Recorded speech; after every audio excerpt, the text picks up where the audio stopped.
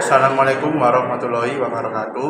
Kami dari kelompok 4 akan menjelaskan tentang pandangan Pancasila terhadap kasus pembunuhan Wayan Mirna Salihin.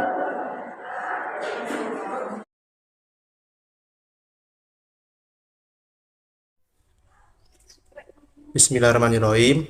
Assalamualaikum warahmatullahi wabarakatuh. Salam sejahtera bagi kita semua. Perkenalkan, kami dari kelompok 4 akan menjelaskan tentang kasus pembunuhan Wayan Mirna Salihin. Sebelumnya, izinkan kami untuk memperkenalkan diri kami. Perkenalkan, nama saya Febrian Vergiawan dari Prodi Manajemen NPM 1212 200 253. Perkenalkan, nama saya Lesmana Zakaria Pramudita, NBI 1212 200 252. Perkenalkan, saya Endah Pujianti dengan NIM 1212 200 277. Saya dari kelompok 4. Perkenalkan, nama saya Adela Rizka Cahyana, NPI 121 22 00 281. Assalamualaikum warahmatullahi wabarakatuh. Perkenalkan, nama saya Muhammad Abdul Rosyad, NIM 1212 00 243. Tujuan dari penelitian kasus Wayan Mirna Salihin. Yang pertama, mengetahui apa motif pelaku dalam melakukan pembunuhan tersebut. Yang kedua, mengetahui apa pandangan Pancasila terhadap kasus pembunuhan tersebut. Yang ketiga, mengetahui apa akhir dari kasus tersebut.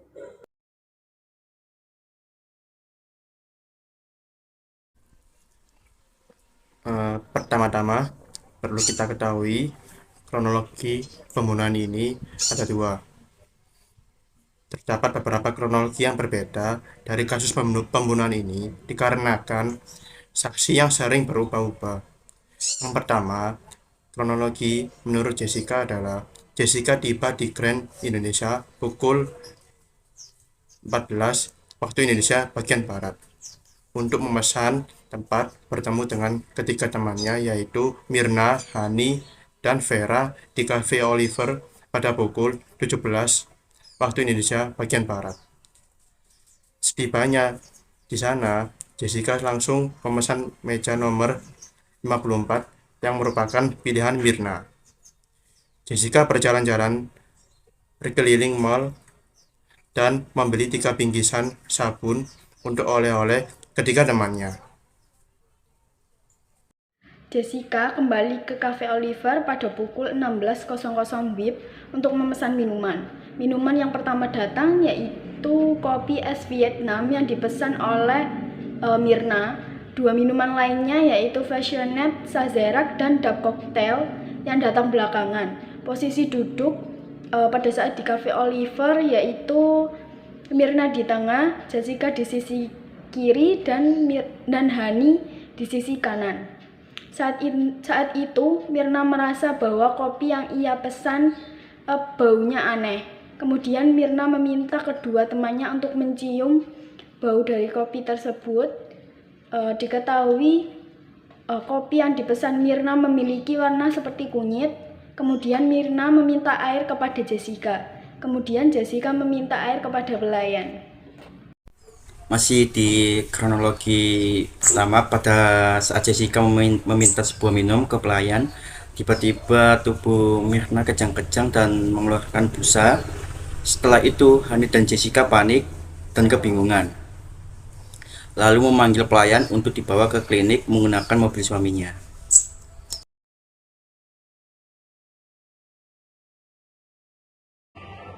Saya di sini menjelaskan tentang kronologi pembunuhan kedua. Selanjutnya yaitu kronologi menurut Hani. Pukul 16.00 Jessica tiba di kafe. Hani dan Mirna datang pada pukul 16.40. Minuman sudah tersedia. Menurut Eni, setelah meminum es kopi Vietnam, Mirna mengatakan kalau minumannya ada apa-apanya, kata Eni. Mirna sekarat, Mirna merasa kepanasan dan tiba-tiba mulutnya mulai berbusa sehingga harus dibawa ke klinik. Mirna dinyatakan meninggal di rumah sakit Abdi Waluyo.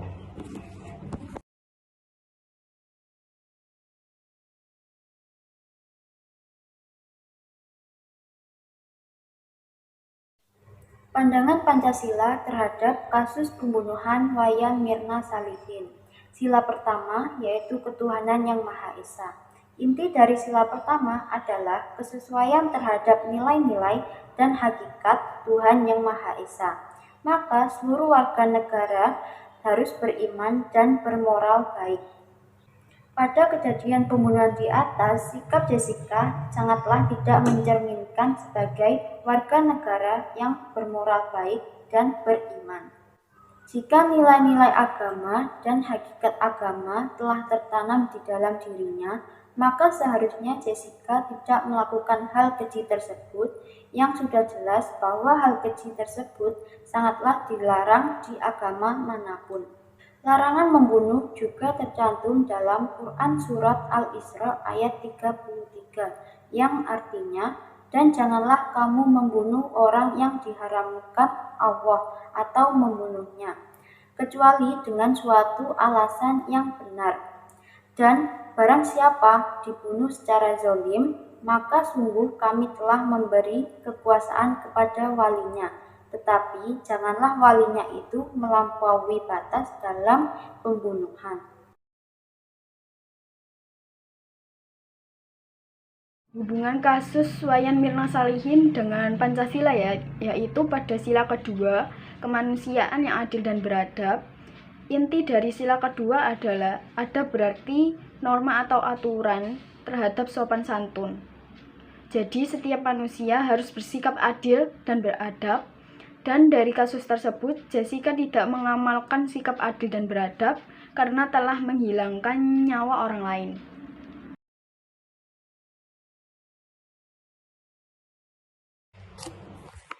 Penjelasan sila ketiga Persatuan Indonesia. Inti dari sila ketiga adalah Indonesia merupakan negara kesatuan yang mempunyai eksistensi sendiri atau mempunyai bentuk dan susunan tersendiri, yang berarti Indonesia merupakan suatu kesatuan yang mutlak dan tidak terbagi-bagi. Sehubungan dengan kasus di atas, telah tercermin bahwa persatuan Indonesia itu berjalan dengan sempurna, mulai dari kepolisian, pengadilan, bahkan masyarakat juga ikut serta ambil bagian dalam membongkar kasus tersebut, hingga akhirnya ditetapkan tersangka pada kasus pembunuhan Mirna tersebut.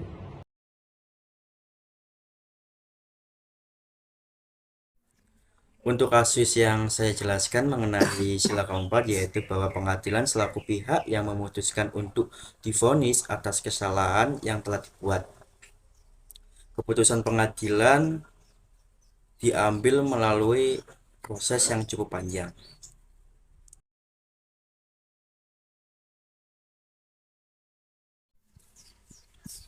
Hubungan kasus ini pada Pancasila, terutama pada sila kelima yang berbunyi keadilan sosial bagi seluruh rakyat Indonesia. Inti dari sila kelima ini mengandung makna sifat-sifat dan keadaan negara Indonesia harus sesuai dengan hakikat adil, yaitu pemenuhan hak dan kewajiban pada kodrat manusia. Hakikat keadilan ini berkaitan dengan hidup manusia, yaitu hubungan antara manusia dengan manusia. Dalam hubungan hidup manusia dengan Tuhannya dan dalam hubungan hidup manusia dengan dirinya sendiri. Keadilan ini sesuai dengan makna yang terkandung dalam sila kedua, yaitu kemanusiaan yang adil dan beradab. Selanjutnya, hakikat adil sebagaimana yang terkandung dalam sila kedua. Ini terjemah dalam sila kelima, yaitu memberikan kepada siapapun juga yang telah menjadi haknya Oleh karena itu, sila keadilan sosial adalah memenuhi hakikat adil tersebut.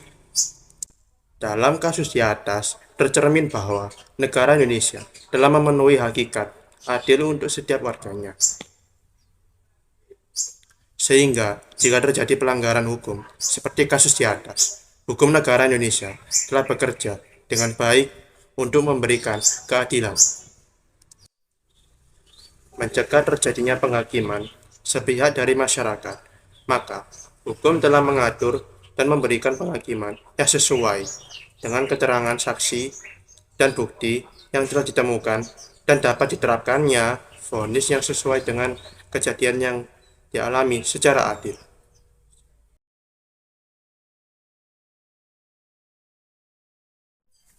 Jadi, pada kesimpulan di atas, Pancasila sebagai dasar negara harus dihayati dan dijiwai serta digunakan sebagai petunjuk arah semua kegiatan ataupun tingkah laku. Tiap-tiap nilai yang ada merupakan suatu kesatuan yang tidak dapat dipisahkan satu dengan lainnya.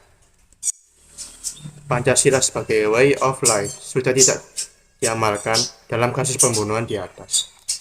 Degradasi nilai luhur Pancasila yang telah terjadi di kalangan masyarakat Indonesia. Bentuk-bentuk penyimpangan tersebut antara lain pembunuhan. Beberapa hal yang menjadi penyebab utama lunturnya nilai-nilai Pancasila, yaitu menurunnya sosialisasi Pancasila dalam masyarakat, serta pendidikan mengenai pengandalan nilai-nilai Pancasila yang kurang dalam masyarakat.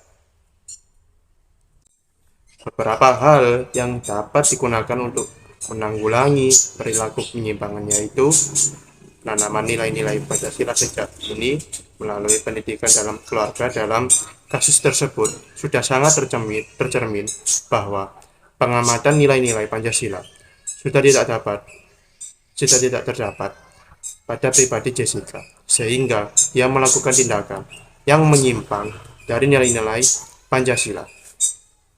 Sekian presentasi dari kelompok kami. Bila ada salah kata, mohon dimaafkan sebesar-besarnya. Wassalamualaikum warahmatullahi wabarakatuh.